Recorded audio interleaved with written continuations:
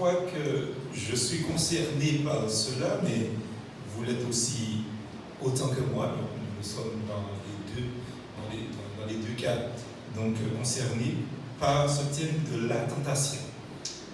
Évidemment, je ne pense pas qu'il existe une personne sur la terre qui pourrait dire qu'elle n'a jamais été tentée. Et même le Christ, il nous a dit que le Seigneur a été tenté en toutes choses. Ça veut dire comme quoi que nous sommes aussi tentés en toutes choses. La Bible emploie ce terme. C'est un terme biblique, c'est-à-dire qu'il se trouve dans la Bible, donc ce n'est pas une doctrine particulièrement. Et quand on fait l'exégèse de ce mot tentation, dans l'hébreu, c'est le mot massa, donc M-A-2-S-A-H,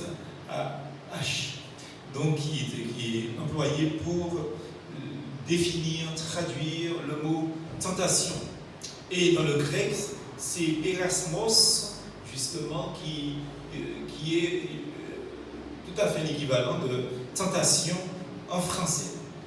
Alors, ces deux mots sont employés au moins pour trois choses. Avant de rentrer dans le point 1, je voudrais quand même, d'une certaine manière, éplucher ce terme pour que nous puissions comprendre. Donc, la première chose pour laquelle ce mot est employé dans la parole de Dieu, c'est comme un test, comme une sorte d'épreuve que l'humain serait exposé, en fait, dans un but bénéfique. Donc les tentations ne sont pas forcément négatives, justement, dans un but bénéfique qui est permise ou qui est envoyé par Dieu. Donc, Dieu nous teste.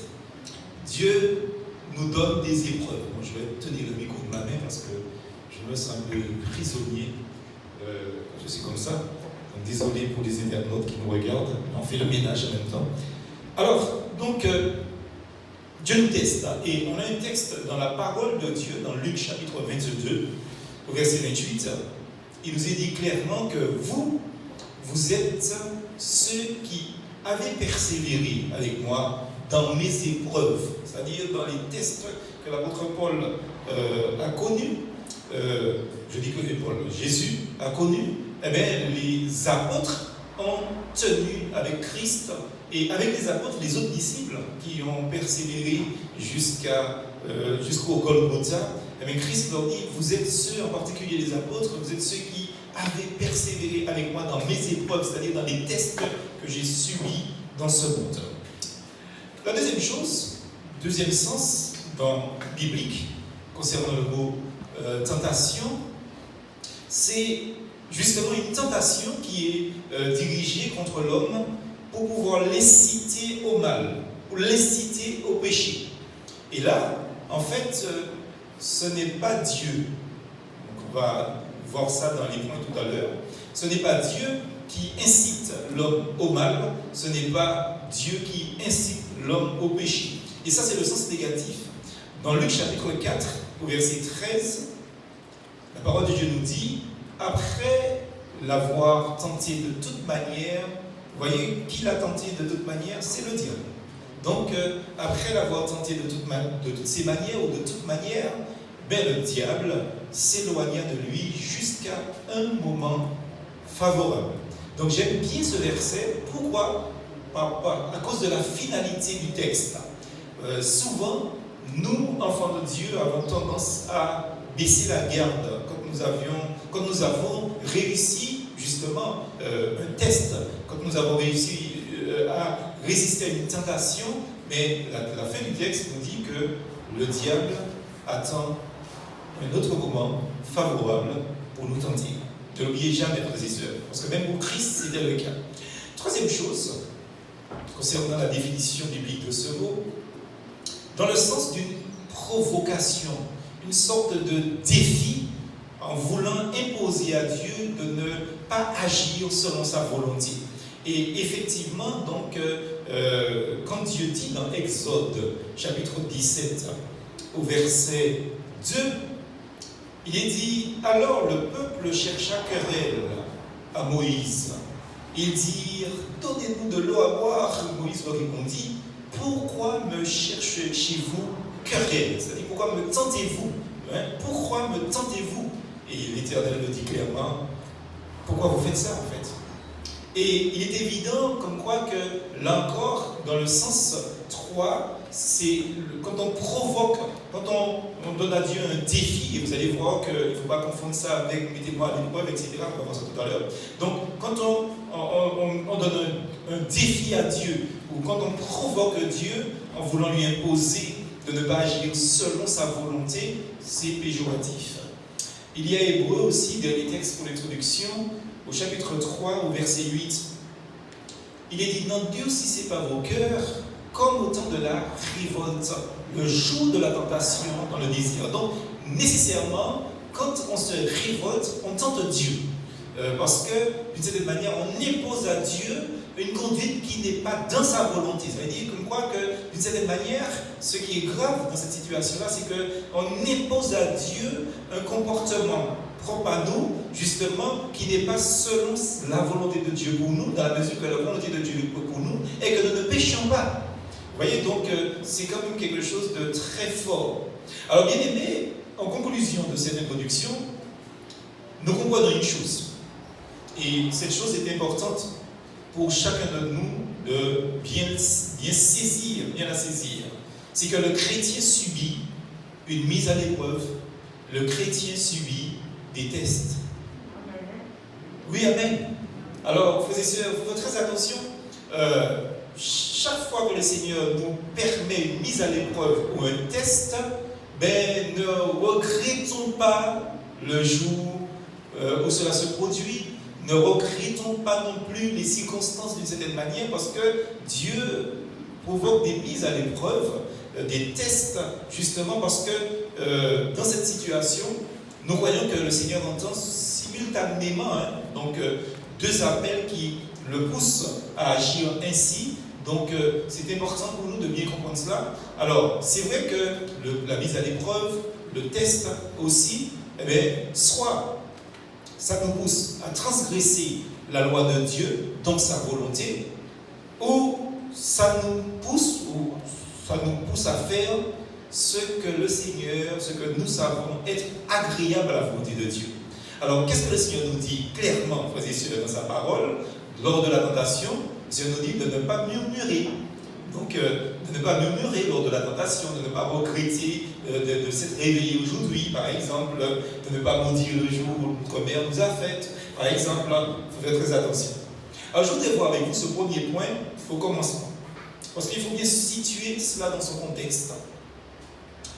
Nous savons qu'au commencement, l'homme qui a été créé à l'image de Dieu a été créé en fait en tant qu'être moral.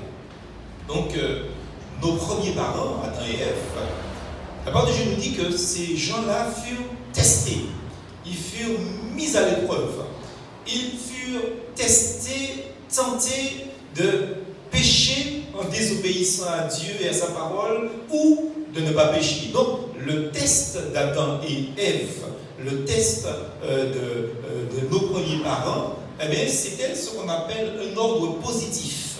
Parce que dans le texte de la Genèse, au chapitre 3, verset 1 à 6, qu'on ne pourra pas lire parce que c'est trop long, mais nous comprenons que Dieu leur dit, voilà ce que vous ne devez pas faire pour ne pas mourir. Donc c'est un ordre positif. Et dans 2 Corinthiens, que nous allons lire, au chapitre 11, au verset 3, il nous est dit clairement que toutefois, de même que le serpent séduisit Ève par sa ruse, Paul dit, concernant les Corinthiens, je crains que vos pensées ne se corrompent et ne se détournent de la simplicité à l'égard de Christ. Vous voyez donc, ce texte aussi nous parle, c'est une séduction que de corrompre son esprit et de se détourner du Christ. Alors c'est une séduction, je vais dire, qui est en ce moment de réalité, donc de nos jours, puisque la mode c'est de ne pas suivre Dieu en ce moment. Et nous pouvons tomber dans ce piège et nous laisser séduire par rapport à Jésus-Christ. Un autre texte allant en ce sens, c'est 1 Timothée 2, verset 14. Il est dit, Adam n'a pas été séduit, mais la femme séduite. C'est la femme qui a été séduite. Donc c'est elle qui s'est rendue coupable de transgression. Évidemment, Adam n'est pas en reste, puisqu'il est tombé dans le même piège en suivant son épouse. Donc, clairement, nous pouvons affirmer, frères et sœurs, qu'avant sa chute, que l'homme a été doté d'une raison, moralement, donc d'une certaine compréhension, ce qui l'a rendu capable de donner par exemple des noms aux animaux, de donner des noms donc à tout animal qui était en face d'eux, donc toute espèce bête qui se trouvait en face d'eux. Et ça nous a doté aussi d'une certaine compréhension des choses qui les entourent, des êtres qui les entouraient aussi, parce que ce sont des animaux, mais ce sont des êtres d'une certaine manière. Ça a rendu Adam et Ève aussi capables de donner des noms aux animaux. Mais ça lui a permis une autre chose que ça n'a pas permis, donc qui n'a pas été donné aux animaux, c'est d'apprendre à communiquer. Et c'est cet état de fait d'être moral qui a permis à Adam de communiquer avec sa femme et sa femme de communiquer avec son époux, donc avec Adam. Donc vous voyez, la communication est une chose, c'est un don de Dieu. Et quand nous refusons de communiquer, nous refusons donc de jouir des avantages que Dieu nous a donnés sur les autres espèces, donc dites animales. Faites très attention. Donc Adam et Ève, ou l'homme, est doté d'une faculté de parler, d'une faculté de communiquer. Et frères et sœurs, il faut parler, il faut communiquer parce que c'est une faculté que Dieu nous a donnée, qu'il n'a pas donnée aux animaux.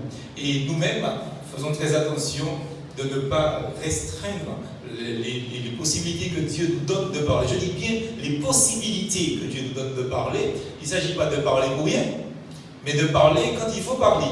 Il ne s'agit pas de s'occuper des affaires des autres et parler sur les affaires des autres, mais de s'occuper de ses propres affaires, comme l'apôtre Paul le conseille dans ses épîtres, justement, pour pouvoir donc évoluer. Je veux dire comme quoi qu'il y a des choses qui se font autour de nous qui ne sont pas notre problème.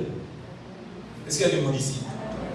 Donc, nous n'avons pas interrogé les gens sur les raisons de leur présence, de leur venue, de leurs propos, de leur tenue, etc. Ce n'est pas notre problème. Donc, et vous savez comme quoi que quelqu'un peut faire fuir une autre personne de l'église en lui posant des questions qui ne le concernent pas. Est-ce qu'il y a du monde ici? Vous voyez, donc, vous avez quelqu'un qui vous visite, vous n'allez pas lui demander des choses sur sa vie, ce n'est pas votre problème. Vous voyez, donc, votre problème, c'est de chercher à encourager à la personne à grandir dans la foi et dans sa communion avec Dieu. Mais la vie personnelle de la personne ne vous concerne pas. Vous n'avez pas à lui demander pourquoi il a une voiture jaune. Vous n'avez pas à lui demander pourquoi il a une voiture de cette marque-là. Ce n'est pas votre problème. Votre problème est d'encourager la personne dans l'édification de la foi. Ne l'oubliez jamais, frères et sœurs. Faites très attention. Et de ce fait, de cette capacité de parler, cette capacité de communiquer, eh bien Adam et Ève, ou Adam, l'homme, étaient dans un état sans péché. Et quand on dit qu'il était dans un état sans péché, il faut bien comprendre que ce que les théologiens appellent qu'il était dans une sorte, une sainteté passive, simplement, dans le sens d'une innocence au mal, quoi. Donc, à ce stade-là, ils ne savaient pas ce que c'était que le mal, et ils ne savaient tellement pas ce que c'était que le mal, eh bien, ils étaient en tenue d'Adam. Vous connaissez la tenue d'Adam? Hein, ils étaient tout nus. C'est ça la tenue d'Adam. Ils ne savaient pas que c'est pas mal, justement, dans la mesure que le péché ne régnait pas encore sur la terre. Mais maintenant, il ne faut pas aller vous habiller en tenue d'Adam pour partir au front de France. Hein? Est-ce qu'il y a des mots ici? Même pas chez vous non plus, en allant faire votre jardin, le gazon, ou nettoyer les vitres en tenue d'Adam. Parce que maintenant, il y a le péché. Et nécessairement, si vous vous mettez comme ça, vous allez tenter quelqu'un. Il y a des monde ici? On doit dire que vous avez peur de répondre. C'est la vérité que je veux dire ou bien je suis en train de mentir? Hein? Mais vous n'avez pas le droit de faire ça. Donc, et je dis que ces jours-ci, en fait, dans l'époque où on vit, c'est assez particulier parce que c'est presque tout comme, même s'il y a un tissu sur la peau des personnes, mais souvent, on préfère ne pas regarder les gens habillés maintenant. Est-ce qu'il y a du monde ici? Il y a des gens qui préfèrent ne pas regarder comment ils sont habillés, j'ai dit. Il y a du monde ici? Ah bon? Frères et sœurs, c'est important encore de dire que l'innocence par rapport au mal est aussi une attitude que le Seigneur nous demande d'avoir dans le Nouveau Testament. En ce qui concerne le mal, le Seigneur demande d'être des enfants. En ce qui concerne le bien, d'être des hommes. Donc faisons très attention. Alors, dans ce sens, le Seigneur dote l'homme de la capacité de parler, la capacité de morale, etc., d'échanger, de discuter. Sa responsabilité devient double. Double parce que, frères et sœurs, on ne va pas lire les textes qui vont avec, mais la première responsabilité que Dieu donne à Adam, c'est assumer la gestion justement raisonnable de la terre. On va constater cela dans Genèse chapitre 1er, versets 26 à 28. Mais bon, on ne lira pas, je vous donne des références simplement pour ceux qui prennent des notes. Je vois qu'il y a beaucoup qui prennent des notes. Alors donc, Genèse 1, verset 26, 27 et 28, verset 26 à 27. Donc, assumer la gestion raisonnable de la terre. Deuxième responsabilité, eh bien, ça c'était une bonne responsabilité, donc, enfin, un délice, simplement, c'était de jouir des fruits du jardin d'Éden. C'est-à-dire que tout ce que le jardin d'Éden produisait, eh bien, il devait en manger, boire les sources, etc., se baigner dans les lacs, etc. Donc Genèse 2, versets 16 et 17. Donc pour jouir, bénéficier des fruits du jardin d'Éden. Donc, nous pouvons dire que Dieu a encadré nos premiers parents d'une barrière de protection en interdisant la consommation de fruits. Alors je pense que dans l'Éden, il devait avoir des millions de fruits. Mais Dieu a dit à Adam de ne pas consommer un seul fruit sur des millions de fruits.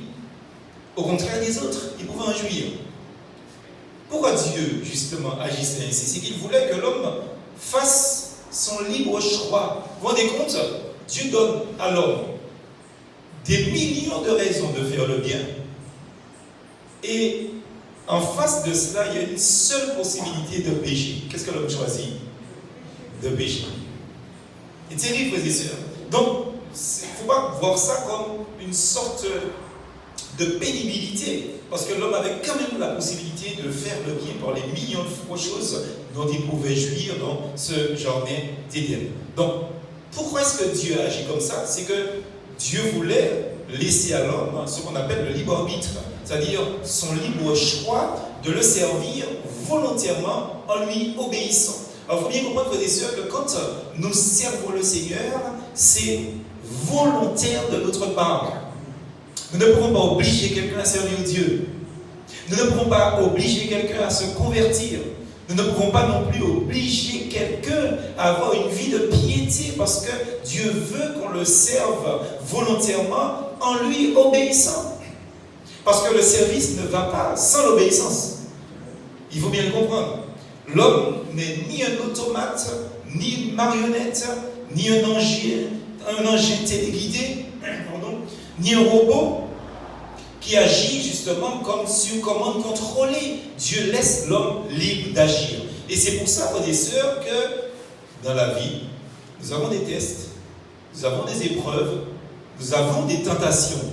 Et souvenez-vous de Job, frères et sœurs, très souvent, vous savez, depuis l'âge de 18-19 ans, j'ai appris à considérer les tentations comme ceci. Et je vous explique.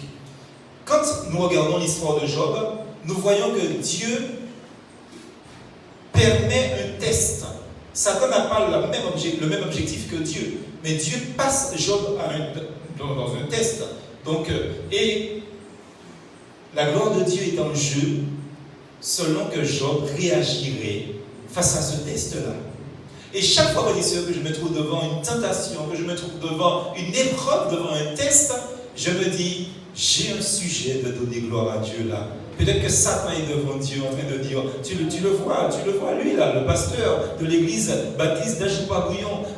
Si tu me permets de faire ça face à lui, eh bien, il va te renier. Et là, frères et sœurs, je me dis, toute la gloire est à Dieu. Et frères et sœurs, si vous apprenez à aborder, à appréhender les tentations de cette manière-là, à chaque fois, vous donnerez gloire à Dieu. Est-ce qu'il y a du monde ici? Mais chaque fois que nous faisons le contraire, Satan dit à Dieu, ça m'a dit où là? Et la tristesse du Saint-Esprit vient du fait que nous n'avions pas fait justement la volonté du Seigneur. Alors, frères et sœurs, à partir d'aujourd'hui, chaque fois qu'une tentation se présente à vous, imaginez Dieu sous son grand trône blanc d'ivoire, je ne sais pas, de perles, de chrysolite, de sardoine, je ne sais pas. Imaginez Dieu là avec fierté en disant, ça c'est ma fille, j'ai tellement confiance en elle que je peux permettre qu'elle soit tentée par rapport à cela. Je ne regarde même pas comment elle va réagir parce que je suis tellement sûr qu'elle va sortir vainqueur et qu'elle va donner gloire à mon nom. Est-ce qu'il y a des monde ici? Vous essayez de donner gloire à Dieu, tout de suite, alléluia. Donnez gloire à Dieu. Mais le problème dans cette histoire, c'est qu'il y a un phénomène qui s'appelle le tentateur. Et le tentateur, c'est le diable. C'est Satan. Et la parole de Dieu nous dit comme quoi que Satan a voulu détruire toute l'œuvre créatrice de Dieu en incitant Adam, en incitant l'homme, à travers le serpent, donc à désobéir à Dieu. Et je voudrais lire avec vous deux textes dans 1 Thessaloniciens, chapitre 3, verset 5, où il nous est dit ce qui suit. Ainsi, dans mon impatience, j'envoyais m'informer de votre foi, dans la crainte que le tentateur ne vous eût tenté et que nous n'eussions travaillé en vain. Frères et sœurs, vous voyez comme quoi qu'il y a un individu qui s'appelle le tentateur. Et très souvent, frères et sœurs, ces tentations ne sont pas des tests, mais des occasions qu'il veut nous donner de sortir de la volonté du Seigneur. Un autre texte, c'est dans Matthieu chapitre 4, verset 3, où il est question de ce phénomène de tentateur, où il nous est dit que le tentateur s'étant approché, lui dit, il parle à Christ, si tu es le Fils de Dieu, ordonne que ces pierres deviennent des pains. Vous voyez, donc, quel péché, y a-t-il à ce que Jésus-Christ puisse transformer des pierres en pain? Aucun. Mais dans les circonstances, là, la volonté de Dieu, c'était que Christ suive un chemin bien précis. Et il est évident, frères et sœurs, qu'il était dans une phase de communion avec son Père, évidemment, et faire autre chose qu'uniquement que ce que Dieu veut qu'il fasse serait péché contre Dieu. Or, Satan sait qu'il est faible. Et frères et sœurs, je vous dis franchement, Satan ne vous attaquera jamais au moment où vous vous sentez au top de votre forme morale et spirituelle. Il attendra que vous ayez une faiblesse. Regardez bien ce qui se passe dans les prairies d'Afrique ou d'Australie ou d'Amérique du Sud, là où il y a des animaux féroces, frères et sœurs. Eh bien, tout simplement, Satan ne s'attaque jamais à un troupeau en bonne santé. Mais il s'attaque à une bête qui est chétive, à une bête qui traîne, qui reste seule, qui sort du groupe, qui pense que voilà, je pourrais m'en sortir. Ne suis pas une antilope, mais je cours à 160 à l'heure. Mais le problème, c'est que le lion court à 160 à l'heure. Il y a du monde ici. Il dit qu'il a une longueur d'avance. Vous comprenez, frères et sœurs? Et ne tentez pas Satan, frères et sœurs. Faites très attention. N'essayez pas de provoquer Satan.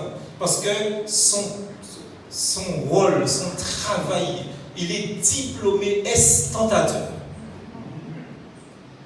Et il est fort dans ça. Vous n'allez jamais prendre Satan à son propre jeu, frères et sœurs. Faites attention. Son nom, c'est le tentateur. Et il a une manière assez subtile d'agir. C'est qu'il a semé, frères et sœurs, c'est clair, par une question insidieuse, le doute. Et le fort du tentateur, c'est de semer le doute dans l'esprit des gens. Dieu, Genèse chapitre 3, versets 1 à 6, qu'on n'a pas lu, eh bien, Dieu a-t-il vraiment dit, mais vous qui lisez votre Bible, vous ne savez pas que Dieu a dit, tu ne commettras pas d'adultère? Hein? Mais Dieu a-t-il vraiment dit que dans ces circonstances-là, c'est un adultère? Dieu a vraiment dit ça? Frères et sœurs, vous lisez votre Bible, vous savez pas que Dieu dit de ne pas mentir? Frères et sœurs, mais c'est une évidence, nous savons que Dieu nous dit de ne pas mentir. Ça va dire, mais oui, mais tu sais, mais tout ce travail que tu fais pour le patron, si tu pars à voleur, tu n'as pas volé le patron. Mais ce n'est pas le patron qui vous a dit de faire tout ce que vous faites, parce que vous avez un cahier de charge pour faire ce qu'on attend que vous fassiez. Donc ce que vous faites en plus par zèle, ça c'est le problème. Est-ce qu'il y a du monde ici? Ça c'est votre problème. Parce que ce que vous faites par zèle, le patron ne vous a pas demandé de faire du zèle. Il vous a dit, vous avez un cahier de charge, vous faites ça, vous faites ça, vous faites ça. Quand vous avez fait 8 heures, je ne sais pas combien, pardon, mais vous partez, eh bien vous faites plus en 8 heures. Et le lendemain matin, vous pensez que vous avez le droit de partir avant. Mais personne n'a pas demandé, fait tout ça hier. Et après, on va devant le bateau. Ouais, moi j'ai fait bien tourner votre entreprise. J'ai travaillé 2 fois plus. Mais moi, si je n'ai pas travaillé, je ne vais pas m'en travailler 2 fois plus. Moi, je ne vais pas payer 2 fois plus dans la journée. Moi, c'est ce que j'aurais dit à un employé. Je ne vous ai pas demandé ça. Si vous voulez faire 2 fois plus, tant mieux, parce que c'est l'entreprise qui vous fait vivre. Mais il ne faut pas venir me reprocher que je ne vous paie pas double journée. Et souvent, frères et sœurs, on pense qu'on a tous les droits parce qu'on fait du zèle pour un patron, on fait du zèle pour ceci, pour cela, et on se dit, ben, je peux mentir, je peux voler. Mais Dieu, frères et sœurs, ne fonctionne pas comme ça. Et Satan est tellement fort, il va vous dire, mais non, mais puisque tu as tellement fait hier, il fallait faire 8 heures, et bien tu as fait 10 heures, mais tu as le droit de partir 10 minutes avant quand même. Et puis on part avec l'esprit tranquille. Voyez comment Satan est subtil, frères et sœurs, vous faites très attention à ça. Très très attention à cela. Et évidemment, quand Satan sème le doute par des questions perfides et insidieuses, comme j'ai dit, frères et sœurs, ça trouve écho dans le cœur de l'homme. Parce que cette question a trouvé écho dans le cœur de Ève, frères et sœurs, et aussi dans le cœur de son mari Adam. Et par le mensonge, vous serez comme des dieux. Frères et sœurs, chaque fois que Satan ouvre sa bouche et vous mentir, vous m'entendez? Il n'y a pas de vérité en Satan. Faites très attention. Et il est évident que ça s'est manifesté sous une triple forme de tentation. Dans Genèse chapitre 3, verset 6, que je voudrais lire avec vous, la parole de Dieu nous dit clairement que la femme vit que l'arbre était bon à manger. 1. Agréable à la vue. 2. Et qu'il était précieux pour donner l'intelligence. 3. Donc elle prit de son fruit et en mangea, elle s'en donna aussi à son mari qui était auprès d'elle et il mangea. Le Bouddha ne dit pas, mais Ève, mais on nous a dit de ne pas faire ça. Il est amoureux. Vous savez, c'est ça, quand on est amoureux, on fait n'importe quoi. Et puis après quelques années, on se dit, mais gars, ça, regarde. Ça m'a déjà fait plaisir. Mes sœurs, même si vous êtes amoureux d'une personne, la personne n'a aucun droit et aucune autorité pour vous faire pécher. Et il faut dire non à une personne qui, soi-disant, dit vous aimez, vous fait pécher contre Dieu. Parce que celui qui nous fait pécher, c'est le tentateur. Et quand quelqu'un veut nous faire pécher, il fait l'œuvre du tentateur. Et nous, avec cette personne, nous faisons la même chose. Attention. Donc j'ai dit tout à l'heure comme quoi que ça s'est manifesté sous une triple forme de tentation. Alors la premier aspect, c'est l'aspect physique de la tentation. La femme vit que l'arbre était bon à manger. Ça s'appelle la convoitise de la chair. La convoitise de la chair est exprimée dans 1 Jean chapitre 2 au verset 16. Qu'est-ce qu'il nous est dit? Car tout ce qui est dans le monde, la convoitise de la chair, vous voyez, la convoitise des yeux et l'orgueil de la vie, frères et sœurs, ne vient point du monde, ne vient point de Dieu, pardon, mais ça vient du monde. Amen. Deuxième aspect, c'est l'aspect psychique de la tentation. Elle vit qu'il était agréable à la vue. Vous voyez, frères et sœurs, donc ça c'est important, agréable à la vue. Donc après la convoitise de la chair, eh bien, on a la convoitise des yeux. En Martinique, aux Antilles, on dit des gens qui disent yeux clairs.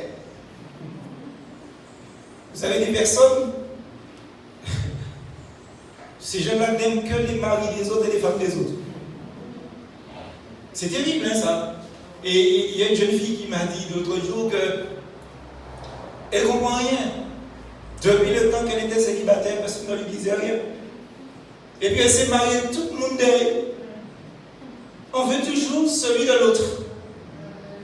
Vous voyez, donc, il faut qu'on fasse très attention à cela, la convoitise des yeux. C'est-à-dire qu'on croit qu'il nous faut contenter de ce que nous avons, frères et sœurs. Et dans 1 Jean chapitre 2, au verset 16, ben, la convoitise des yeux, y est, frères et sœurs. C'est du monde que ça vient. Et nous devons faire très attention aussi à cela. Troisième aspect, c'est l'aspect psycho-spirituel de la tentation.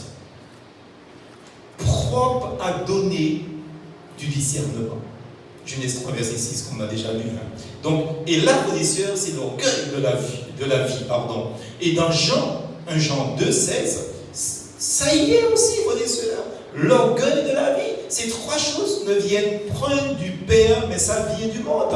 Et tout à l'heure, on va en parler de l'orgueil de la vie. Il y a des gens qui sont orgueilleux. Orgueilleux de ce qu'ils ont. Orgueilleux de ce qu'ils sont. Et il faut faire très attention à cela. Attention à cela. Deuxième point, Satan et la tentation. Alors nous avons vu, frères et sœurs, ensemble, les choses au commencement. Maintenant, parlons de Satan et la tentation. Alors nous sommes clairs sur ça que Satan est un ennemi. Et je crois que c'est un grand ennemi de Dieu. Et si Satan c'est un ennemi de Dieu, Satan c'est notre ennemi. Satan n'est pas notre copain. Et c'est pour ça que j'aime bien le petit cœur en créole, hein, donc c'est dommage, hein, donc on ne peut pas faire la louange exactement comme on veut. Mais le petit cœur en créole qui dit Satan et dit moi, nous ne sommes pas d'accord. Est-ce qu'il y a des gens ici? Nous ne sommes pas d'accord. On ne peut pas être d'accord avec Satan sur quoi que ce soit, frères et sœurs. Même pas sur un iota de lettres, même pas sur une infime poussière, nous ne sommes pas d'accord. Il y a des gens ici. On ne peut pas être d'accord avec le diable. Si vous êtes d'accord avec le diable, vous êtes diable. Parce que c'est le diable qui est d'accord et puis diable. Il faut faire attention à ça, frères et sœurs. C'est un ennemi de Dieu. S'il est l'ennemi de Dieu, c'est notre ennemi. Satan détruit, il désire détruire l'œuvre de Dieu, frères et sœurs. Il désire mener l'homme à la ruine. Et il faut que les hommes comprennent ça. C'est à la ruine que Satan veut mener les hommes, frères et sœurs. Et c'est une évidence que ce que Satan veut faire, c'est nous détruire. Pas seulement détruire l'homme, mais détruire l'œuvre de Dieu d'une manière générale, d'une manière locale aussi. Frères et sœurs, vous prenez 10 ans, 20 ans, 30 ans pour mettre une église solide et sur pied. Mais Satan détruit une église en une heure pour vous. Hein. Vous faites très attention, c'est pour ça que je demande aux chrétiens, non seulement dans notre église, mais aux chrétiens de tous bords, tous ceux qui nous regardent sur Internet en ce moment, de faire attention du comportement que vous avez dans votre église locale, parce que vous pouvez être un instrument de Satan pour détruire l'œuvre de Dieu. Attention, Satan, non seulement c'est un ennemi, mais c'est un meurtrier. C'est un meurtrier, nous dit Jésus-Christ, dès le commencement. Parce que la vérité n'est pas en lui, il est aussi un menteur, il est le père du mensonge. Jean 8, verset 44. Frères et sœurs, moi je ne supporte pas le mensonge. Je vous dis ça. Et un chrétien ne doit pas supporter le message. Voilà ce que la parole de Dieu nous dit dans ce verset. Vous avez pour père le diable. Et vous voulez accomplir les désirs de votre père. Il a été meurtrier dès le commencement. Il ne se tient pas dans la vérité parce qu'il n'y a pas de vérité en lui. Lorsqu'il profère le mensonge, il parle de son propre fond, ça en lit, c'est inné chez lui, car il est menteur et il est le père du mensonge. C'est Satan qui crée le mensonge. Vous vous rendez compte de ça, frères et sœurs? Le mensonge a pour père Satan. Et quand quelqu'un ment, frères et sœurs, il fait quelque chose de diabolique. Il fait quelque chose. Et nous sommes tellement subtils, frères et sœurs, à mentir. Il y a des gens qui mentent, frères et sœurs, mais avec un professionnalisme que, de toute manière, chaque fois que vous les écoutez, si vous n'êtes pas attentif, vous priez. Vous priez. Les gens sont devenus, vous savez ce que la parole de Dieu nous dit dans 1 Timothée, il dit comme quoi que dans les derniers temps, les gens seront ingénieux au mal, c'est-à-dire ce sont des génies du mal. C'est pas seulement donc à l'école qu'on fait l'école qu'on va venir en génie. Je dis, il y a des gens qui sont des ingénieurs dans le mal. Et frères et sœurs, il a vu qu'on devient d'une certaine, on apprend une certaine habilité à mentir sans que l'autre puisse se rendre compte qu'on a menti. Je vous ai déjà raconté l'histoire du capitaine et du commandant second. Non, c'est du commandant et du commandant second. Vous voyez donc, habile à mentir. Mais comme il y a des gens qui nous regardent sur Internet, je redis cette histoire parce que ce n'est pas tout le monde qui nous regarde qui connaît cette histoire. Un commandant second voulait prendre la place du commandant. Et le commandant, qui était un homme sobre, qui était un homme qui ne buvait pas d'alcool, etc., quand ils sont sortis en croisière, le commandant a un cahier de charge et de compte rendu à remplir. Le commandant remplit son cahier. Le commandant second remplit son cahier aussi. Il le remplit et à la fin, il dit, cette fois-ci, le commandant n'était pas ivre. Et c'était vrai, puisqu'il ne boit pas d'alcool. Mais les personnes de la multinationale qui lisent ce rapport, quand ils lisent cette fois-ci, il n'était pas ivre, eh bien ils comprennent ce qu'ils doivent comprendre, c'est que toutes les fois il était sous. Vous voyez, il n'a pas menti en écrivant ça, mais il a fait une suggestion de mensonge. Et le commandant a été blâmé pour ça. Vous voyez, je ne sais pas s'il a perdu son poste. Vous voyez, on est subtil dans le mensonge. Et quand on est subtil dans le mensonge comme ça, c'est qu'on a un petit machin de Satan. On a un petit esprit de mensonge qui traîne dans quelque part. Et il faut prier le Seigneur ou aller voir un monde qui boit pour Dieu, puis prier et pire, puis prier bas, pour ne pas mentir encore. Parce que mentir, c'est satanique. Il est le tentateur, il est un meurtrier, il est un menteur. Il est tentateur et il incite les hommes à la désobéissance à Dieu. Il incite les hommes à la désobéissance à la parole de Dieu. Dans 1 Thessaloniciens chapitre 3, au verset 5, voilà ce que dit le Seigneur de cet ennemi. Ainsi, dans mon impatience, j'envoyais m'informer de votre foi dans la crainte que le tentateur ne vous ait tenté et que nous n'eussions travaillé en vain. Ce beau texte qu'on avait déjà lu, mais c'était important qu'on le relise dans ce contexte-là, parce que, frères et sœurs, le tentateur travaille. Il insinue des doutes dans notre cœur, par des suggestions. Il cherche à nous séduire par des mensonges qui sont enrobés de vernis, de douceur maligne, qui portent toujours, à la fin, un goût amer du péché. Parce qu'à la fin, frères et sœurs, le péché amène toujours à la destruction de l'homme. Ça amène toujours, frères et sœurs, à la destruction de sa personnalité et finalement à la mort de l'homme. Satan entraîne l'homme à douter de Dieu, à douter de sa parole, à douter de l'Église, à douter de Jésus-Christ, à douter de l'Église locale, à douter des frères et des sœurs, à douter des pasteurs et pire, à douter d'eux-mêmes. Est-ce que vraiment je peux faire ça dans l'Église? Le Seigneur nous dit de le faire. Va avec la force que tu as. Est-ce que je peux vraiment faire ça? Est-ce que je saurais faire ça? Et avant qu'on finisse la phrase là, il y a déjà 1 an, 2 ans, 3 ans, on se pose la même phrase. Et pendant ce temps, l'œuvre de Dieu ne se fait pas comme elle devait se faire, parce que c'est à nous que Dieu avait demandé de faire une certaine chose. Mais comme Satan a semé le doute en nous, nous sommes arrivés à un point où nous doutons de nous-mêmes. Ah, je ne me sens pas capable de faire ça. Vous voyez, frères et sœurs, attention. Alors, on doit se poser la question suivante. Pour quelle raison Satan nous fait douter de la sorte? Eh bien, c'est simple, frères et sœurs, la réponse. C'est pour faire l'opposé de la volonté de Dieu. L'opposé. C'est-à-dire, ce que Dieu nous demande de faire, Satan veut que nous ne le fassions pas. Eh bien, nous ne le faisons pas, nous sommes à l'opposé de la volonté de Dieu. Donc, il y a un triste exemple, qui est l'exemple de Saül, qui voulait suivre son propre chemin. On ne va pas lire le texte. Samuel chapitre 13, verset 8 à 14. Donc, ça c'est un exemple terrible. C'est Dieu qui a lui-même choisi Saül. Comme Dieu vous a lui-même choisi pour travailler, pour œuvrer dans son église. Et quand vous voulez faire ce qui vous plaît, vous passez à côté de la volonté du Seigneur parce que vous suivez votre propre chemin. Vous savez, bien sûr, quand Satan attaque, dites-vous bien que c'est pour pousser l'homme à la défaite. Il y a des chrétiens qui sont des chrétiens qui sont sur le chaos. Vous savez ce que ça veut dire, être sur le chaos?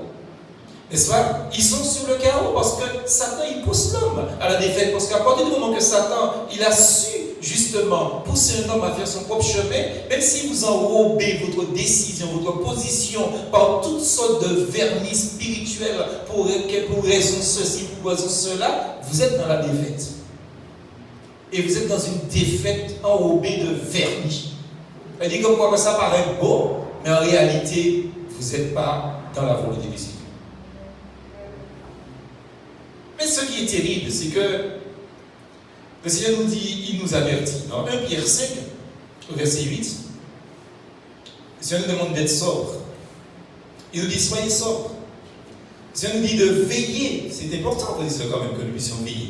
Veillez, il nous dit le Seigneur. Votre adversaire, le diable, rôde comme un lion rugissant, cherchant qui il dévore. Mais le problème, c'est que Satan le fait aussi avec une telle subtilité. Dans 2 Corinthiens chapitre 11, verset 14, le Seigneur nous dit que Satan se déguise en ange de lumière. En fait, attention, les gens qui disent oui, un ange m'a parlé dans un rêve. Je ne comprends pas pourquoi un ange va vous parler dans un rêve, alors que ce que l'ange a dit dans la Bible, c'est écrit la même chose. Vous voyez, Satan peut employer une même phrase de Dieu pour faire pécher. Vous savez ça? Mais nous venons de le voir tout à l'heure, frères et sœurs, dans la tentation. Il a pris des paroles de la Bible pour faire pécher Jésus même. Béni soit l'Éternel, il n'a pas réussi. Donc, ce qui est écrit dans la Bible, Satan va prendre, il va vous réciter ça dans le rêve, et vous allez dire, ah ouais, le Seigneur a envoyé un ange, il m'a dit ça. Vous voyez, il faut faire très attention à ça, les rêveurs. Il y a tellement de croyants qui sont des rêveurs. Ce que Dieu veut, c'est pas qu'on soit des rêveurs, mais des liseurs. Lis parole là. C'est ça. Satan, il est le malin qui nous pousse à la rébellion contre Dieu. Il est le malin qui nous pousse à la méchanceté, à la désobéissance. Bref, frères et sœurs, Satan nous pousse au mal sous toutes ses formes qu'on nomme le péché. Et succomber à la tentation a comme résultat le péché, la mort. C'est la suite tragique de la chute de nos premiers parents, nous le savons. Un autre point, le point suivant, Dieu et la tentation. Frères et sœurs, Dieu dans sa souveraineté contrôle tous les événements. Alléluia. Il y a des mots ici. Dieu contrôle toutes choses parce qu'il est souverain. Dans Job chapitre 1er verset 12, il nous est dit que l'Éternel dit à Satan, voici tout ce qui lui appartient, je te le livre seulement. Ne porte pas la main sur lui. Et Satan se retira de devant la face de l'Éternel. Ce texte m'a toujours interpellé. Vous savez, il y a des gens qui se croient super spirituels et ils disent souvent, oui, je suis devant la face de l'Éternel. Satan aussi. S'il y a tout le monde ici, donc Satan aussi quand il est devant mon Dieu. Rien n'échappe à Dieu, frères et sœurs. Le diable ne peut pas éprouver quelqu'un, il ne peut pas tenter, frères et sœurs, quelqu'un que dans le cadre de la permission de Dieu.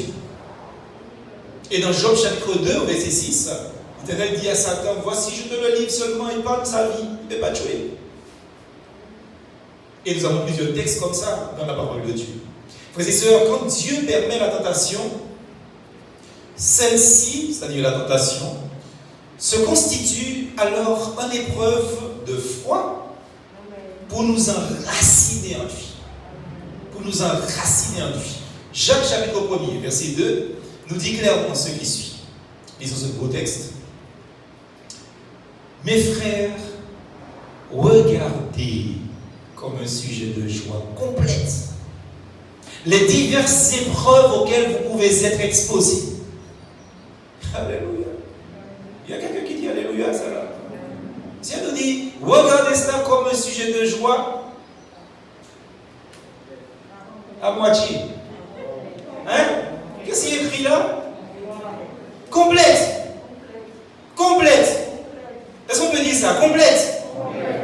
Regardez comme un sujet de joie complète les épreuves, les diverses épreuves auxquelles vous pouvez être exposés. Frères et sœurs, ce que Dieu veut, c'est que nous puissions remporter la victoire.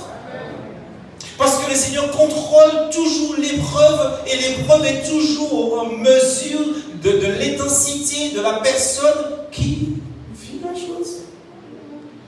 Vous savez, il y a un pasteur dominicain qui a reçu quelqu'un dans son bureau. Et la personne est venue devant le pasteur pour lui dire: ah, pasteur, moi ça va aller, ça va pas, je ne veux pas. Le pasteur lui dit: qu'est-ce qui va pas? Il répète au pasteur: mais ah ouais, j'ai épreuve avec mon fils, j'ai épreuve avec ma fille, j'ai épreuve avec mon mari, on m'embête dans le travail, je suis toujours grippé.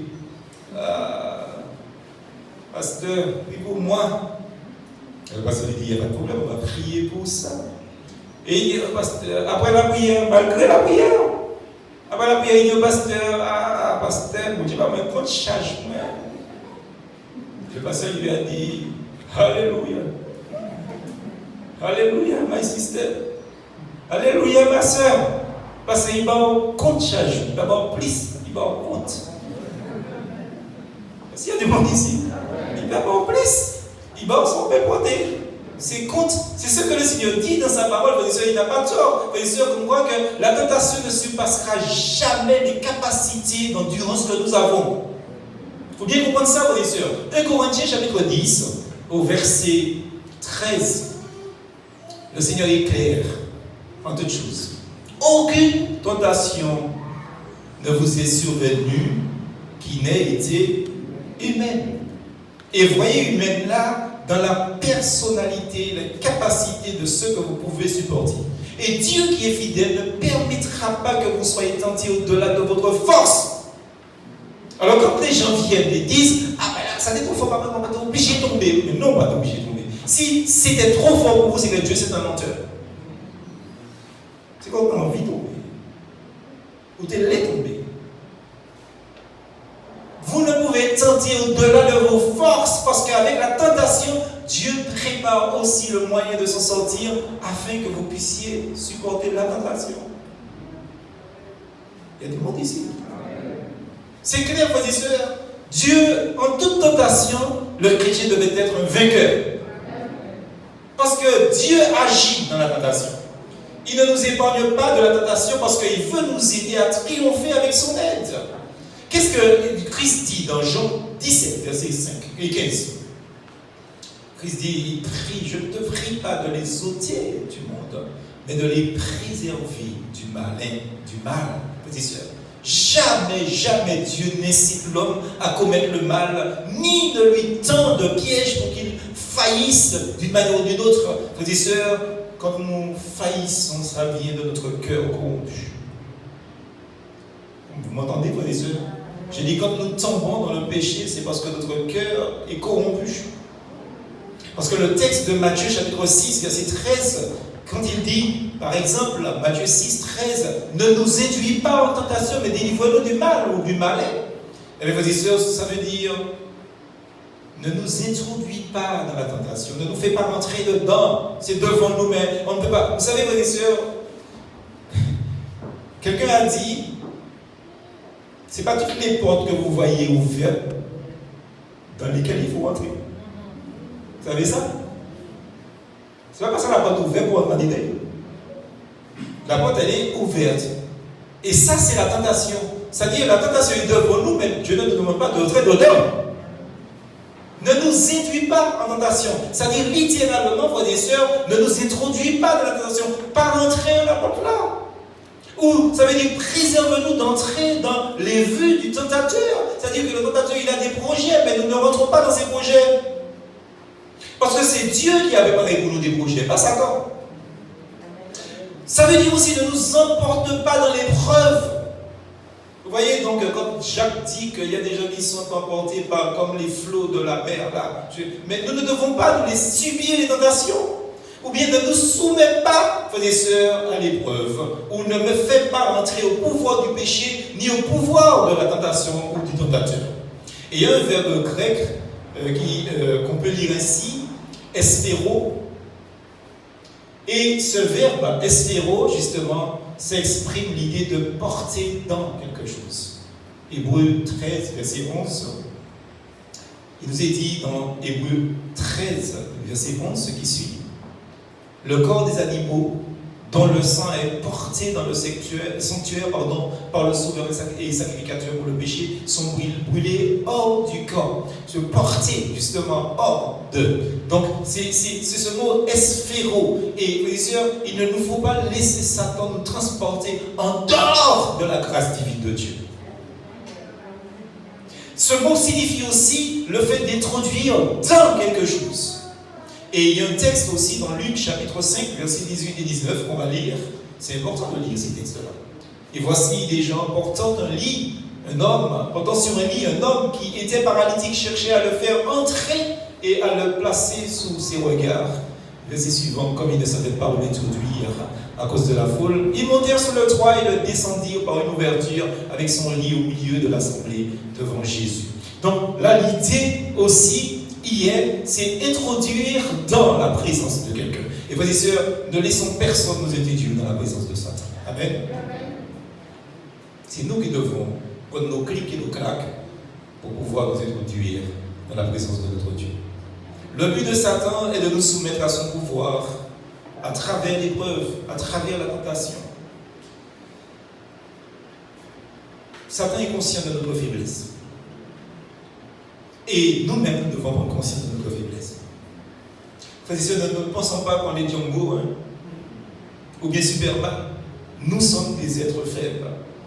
Et nous devons demander à Dieu aide et protection. Même si nous savons que nous sommes fermes par rapport à certaines choses, la chair est faible. L'esprit est bien disposé, dit Jésus. Nous sommes fermes, nous savons que nous ne voulons pas ça. Frères et sœurs, attention à la chair. Et Satan connaît notre faiblesse.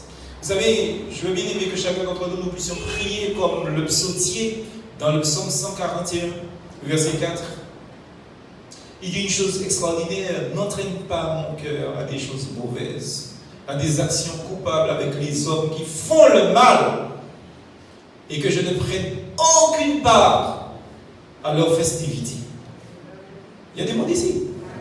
N'incline pas mon cœur au mal, dit cet homme. C'est ce même terme, tenté, qui veut dire éprouver quand il est utilisé en rapport aussi avec Dieu.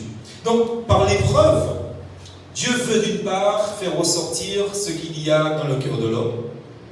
Et le but, justement, d'autre part, c'est d'amener le croyant à une purification, à le faire avancer dans le processus de la sanctification et de l'affermissement de sa foi ou dans la foi.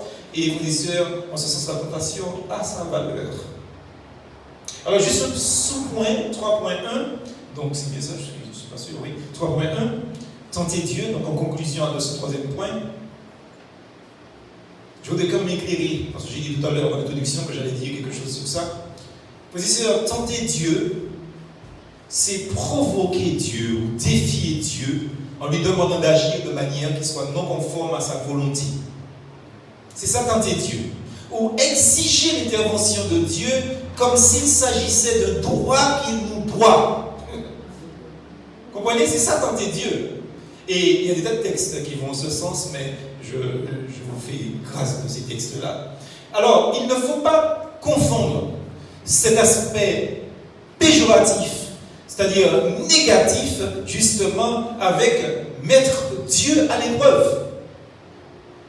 Et mettre Dieu à l'épreuve, justement, frères et sœurs, ça a un autre sens. Au contraire, donc comprenons comme quoi que quand nous mettons Dieu à l'épreuve, eh bien, tout simplement, nous demandons à Dieu d'agir selon sa parole. Vous comprenez? Dieu a dit par exemple, ceci ne m'arrivera pas. Eh bien, Seigneur, c'est toi qui as dit que ceci ne m'arrivera pas. C'est dans ta parole. Je mets Dieu à l'épreuve dans le sens que je lui fais confiance. Parce que sa parole le dit. Vous comprenez? Donc, faut faire très attention quand nous parlons de mettre Dieu à l'épreuve. Quand nous mettons Dieu à l'épreuve, c'est demander à Dieu donc d'agir comme il l'a dit dans sa parole à notre égard. Et en ce sens, si Dieu vous dit comme quoi, c'est comme dans Malachie, qu'on connaît très bien, Malachie 3, verset 10. Apportez à la maison du trésor toutes les dîmes, afin qu'il y ait de la nourriture dans ma maison. Mettez-moi de la sorte à l'épreuve, dit l'Éternel des armées, et vous verrez si je n'ouvre pas pour vous les écluses des cieux, si je ne répands pas sur vous la bénédiction en abondance. Là, frères et sœurs, donc c'est de demander à Dieu d'agir selon sa parole. Et puisque Dieu a dit justement qu'il va m'ouvrir les écluses des cieux, je dis Seigneur, n'oublie pas que tu as dit, tu vas m'ouvrir les écluses des cieux. Et puisque tu as dit ça justement, eh bien, je fais ça parce que ta parole ne peut mentir. Donc vous voyez, tenter Dieu, c'est quelque chose qui amène au trouble et à l'agitation. Au contraire, lui faire confiance, selon Hébreux, chapitre 3, verset suivant. Donc c'est rentrer dans son repos. Donc veillons à ne pas tenter Dieu. Enfin, le point suivant, l'homme et la tentation.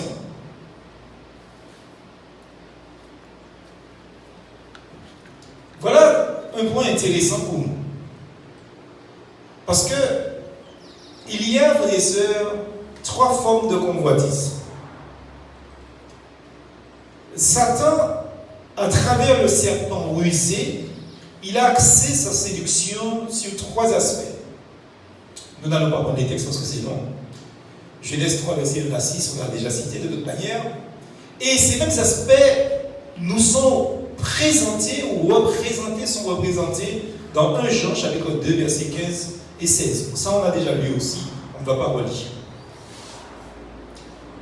Toutefois, frères et sœurs, il y a une chose qu'il faut dire. C'est que toute tentation ne procède pas directement de Satan. Ça peut vous surprendre que je dise ça, mais c'est une réalité. Parce que les textes cités plus haut sur la nature et les caractéristiques du péché nous enseignent que c'est d'abord notre nature humaine, pécheresse, qui est corrompue. Donc vous voyez, toute tentation ne procède pas directement de Satan. Donc voilà ce qui cause tous ces dégâts terrifiants. Tout cela parce que l'homme a cédé à la convoitise. Nos premiers parents ont péché.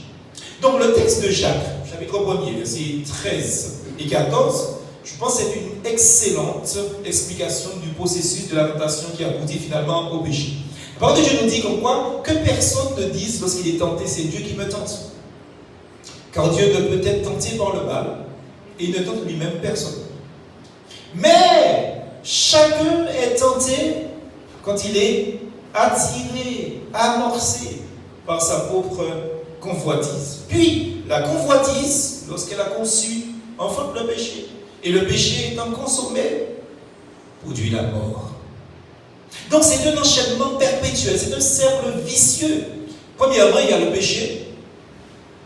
Et le péché plus la convoitise, deuxièmement. Plus l'acte de péché, résultat égale la mort. C'est ce que j'ai dit.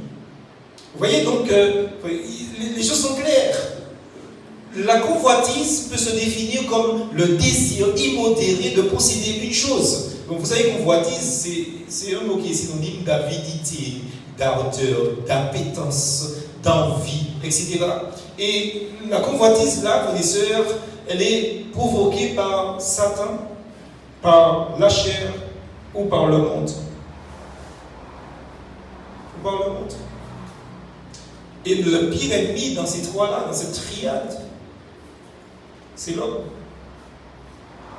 On a toujours raison et on a toujours l'argument de mettre tout sur le dos de Satan. Mais très souvent, c'est la chair. Et l'apôtre Paul dit qu'il est sans pitié avec la chair. Il a crucifié la chair et ses désirs, avec ses passions. Donc le 10e commandement met l'accent sur la vigilance contre la convoitise, contraire à l'amour de Dieu et du prochain. Parce que la convoitise, c'est quelque chose qui renforce encore l'égoïsme. Faites très attention. Ça renforce l'égoïsme. Alors, la convoitise de la chair. toutes ces choses bonnes à manger, ce sont des choses qui font la guerre à l'âme, dit l'apôtre Pierre. 1 Pierre 2, verset 11. Ces mauvais désirs de la nature humaine en font partie. La convoitise, c'est l'amour des objets de la création ou l'amour de soi-même plus que le Créateur. La convoitise de la chair, c'est le désordre et l'exagération.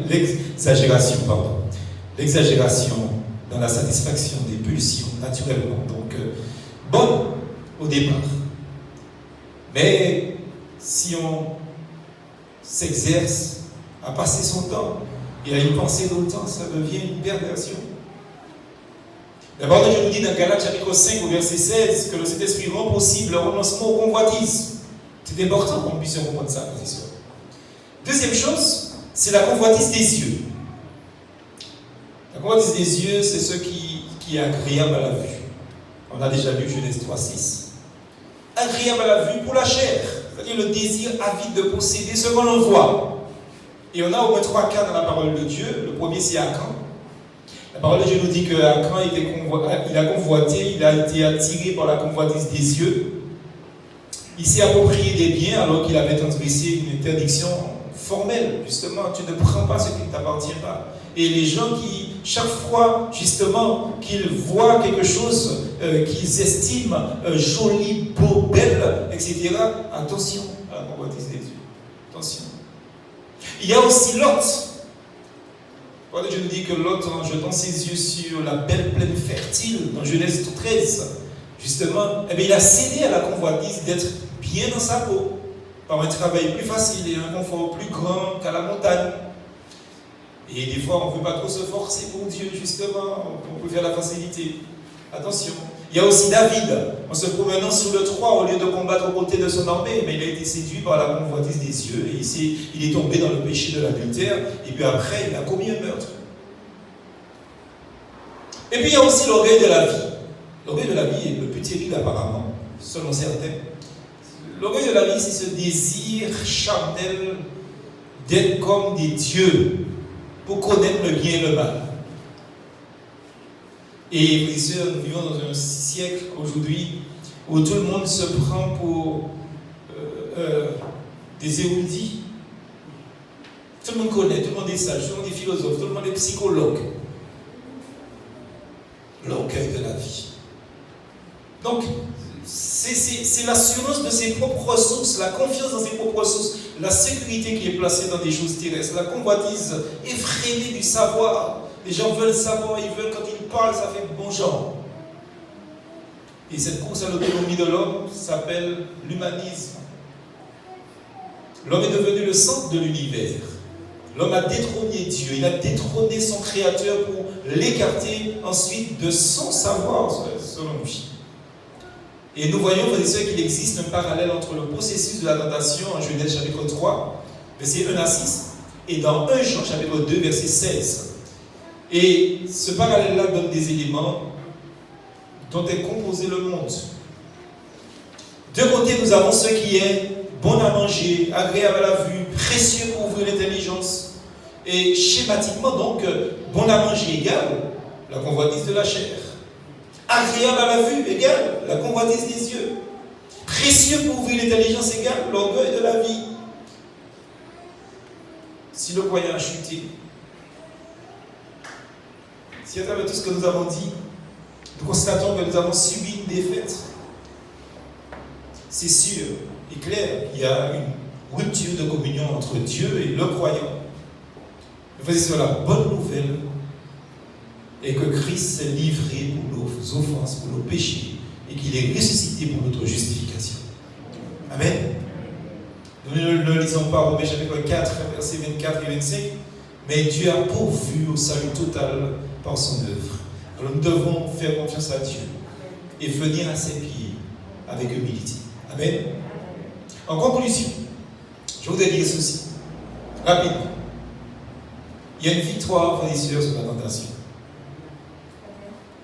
Amen. J'ai dit, il y a une victoire sur la tentation. Quand nous lisons Romains et Hébreux, 4, 15, il dit Christ compatit à nos faiblesses car il a lui-même été tenté ou assailli par la tentation. Mais il n'a pas pris part au péché. Eh bien, frères et sœurs, si Christ n'a pas péché, c'est pour nous secourir dans la tentation. Et la victoire se trouve en Christ, et en Christ seul. C'est Christ qui nous aide à remporter des victoires si nous sommes en communion avec lui. Et c'est parce que Christ a triomphé publiquement de Satan et des puissances des ténèbres, c'est parce qu'il a détruit les œuvres du diable que nous pouvons vaincre avec notre Seigneur. Je résume la conclusion en disant que, premièrement, sur le fait de la tentation, nous sommes invités à résister au diable par une foi ferme. Ferme, ferme. Et bien sûr, dans la soumission à Dieu. Notre volonté doit être engagée dans ce processus en tant qu'être libre. Nous ne sommes pas obligés de céder à la tentation, frères et sœurs. Nous sommes responsables de nos pensées. Nous sommes responsables de nos actes devant le Seigneur. Deuxième chose. Nous sommes invités à nous servir des Écritures qui est l'arme redoutable, frères et sœurs, à notre disposition contre l'ennemi. Et non des rêves. Dieu ne nous demande pas de résister par des rêves, mais par sa parole. Le Seigneur s'est servi lui-même. Le Seigneur ne se servait-il pas, frères et sœurs, lui-même de la parole? Troisième chose. Nous sommes invités à cultiver une vie de prière. En criant à Dieu. Lorsqu'une tentation nous a assaillis ou nous assaille. C'est ce que le Seigneur nous dit dans Matthieu 26, verset 40, 41. Quand il crie, Seigneur, éloigne-moi de cette coupe, il avait la tentation d'abandonner. Et le Seigneur nous dit clairement comme quoi de prier, de veiller, ne tombez pas dans la tentation. L'esprit est bien disposé, mais la chair est faible. Et nous constatons que jusqu'au dernier moment, Satan a tenté Jésus. Dans le jardin d'Éden, sur la croix. Le Seigneur a prié avec intensité lors de sa grande épreuve, d'accepter de boire la coupe amère de sa mort expiatoire. Donc il nous exhorte à prier spécialement lors de nos tentations.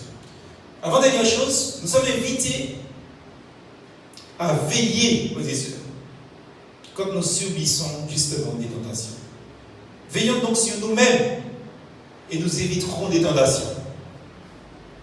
Vous savez, il y a des gens qui tombent souvent en tentation. Vous savez pourquoi? Au lieu de veiller sur eux-mêmes, ils surveillent les autres. Attention. Parce que pendant que vous regardez l'autre, il faut qu'il y ait par terre, pas de bout de l'œil. Veillez, c'est regarder en bas, en l'air, à côté, tout partout, derrière, tout partout. Et enfin, dernièrement, nous sommes invités à nous éloigner, à nous séparer de ceux qui peuvent nous appâter, ou de celui ou de celle qui pourrait nous appâter, nous amener à tomber dans la tentation. Nous sommes invités à nous éloigner. Ne disons pas, je vais le contrôler, ou je vais la contrôler. Le Seigneur nous dit de nous séparer. Et on a un cas dans Genèse 39, verset 12, où Joseph, il a fui la tentation. Et l'idée là, c'est de se séparer. La parole de Dieu nous dit que la femme de Potiphar a saisi le vêtement de Joseph, justement, en disant, couche avec moi. Il lui laissa ses vêtements dans ses mains. Et il s'est enfui dehors. Alors quand Dieu vous demande de vous séparer, de fuir, fuyez. D'ailleurs, l'apôtre Paul exhorte Timothée à fuir ces choses. 1 Timothée 6, verset 11. Pour toi, hommes de Dieu, fuis ces choses et recherche la justice, recherche la piété, la foi, la charité, la patience, la douceur. Fuis ces choses. Il nous demande aussi dans 2 Timothée 2, verset 22, dernier texte, à fuir les passions ou les convoitises de la jeunesse. Et à rechercher justement la justice, la foi, la charité, la paix avec ceux qui invoquent le Seigneur d'un cœur pur. Je ne vais pas m'éterniser dans ce dernier verset, Mais il y a là quelque chose que nous ne lisons jamais dans ce verset. C'est que même dans le cadre des chrétiens, ceux qui n'évoquent pas Dieu ne sont même pas fréquentables. Vous comprenez ce verset? Avec ceux qui invoquent le Seigneur de cœur pur, ceux qui ne le font pas, ils ne sont pas fréquentables non plus. Mais encore, on va le temps de revoir ce verset. Frères et sœurs, si l'apôtre Paul nous exhorte et exhorte Timothée en ce sens, à fuir ces sources de tentation, c'est pour notre bien. Donc, je résume en une phrase tout ce que j'ai dit. La foi et l'obéissance à Dieu, la parole, la prière, la vigilance et la séparation d'avec ceux qui peuvent, et aussi ceux qui peuvent favoriser la tentation, sont 5 supports qui vont nous aider à rester victorieux face au péché. Ne l'oublions jamais, jamais. Alors, est-ce que c'est normal qu'un croyant soit tenté? Oui. Pourquoi je suis tenté? Parce que Dieu l'a permis. Mais rien ne nous oblige à succomber à la tentation. Est-ce qu'on peut dire amen à ça? On va se tenir debout. Prier.